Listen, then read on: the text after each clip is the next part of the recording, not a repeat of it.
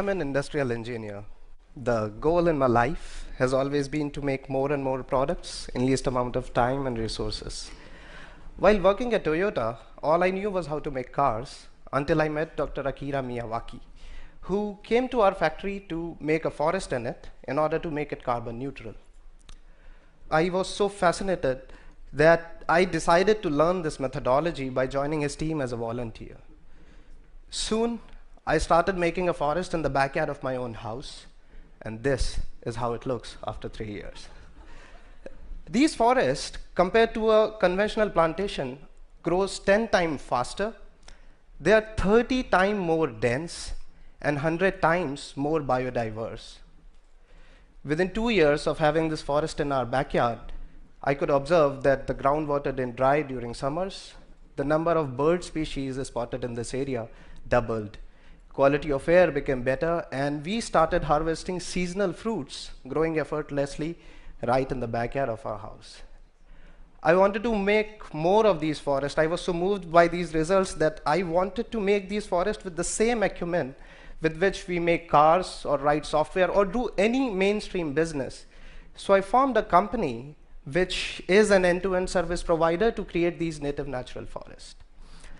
But to make afforestation as a mainstream business or an industry, we had to standardize the process of forest making. So we benchmarked the Toyota production system, known for its quality and efficiency, for the process of forest making. For an example, the core of TPS, Toyota production system, lies in Haijunka, which is manufacturing of different models of cars on a single assembly line. We replace these cars with trees, using which now we can make multi-layer forest. These forests utilize 100% vertical space. They are so dense that one can't even walk into them. For an example, we can make a 300 trees forest in area as small as parking spaces of 6 cars. In order to reduce cost and our own carbon footprint, we started utilizing local biomass as soil amender and fertilizers. For an example, coconut shells crushed in a machine mixed with rice straw, powder of rice husk mixed with organic manure is finally dumped in soil on which our forest is planted.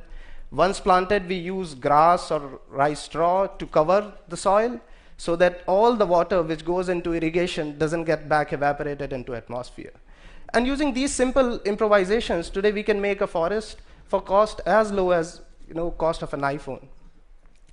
Today we are making forests in houses, in schools, even in factories with the corporates, but that's not enough. There is a huge number of people who want to take matters in their own hands, so we let it happen.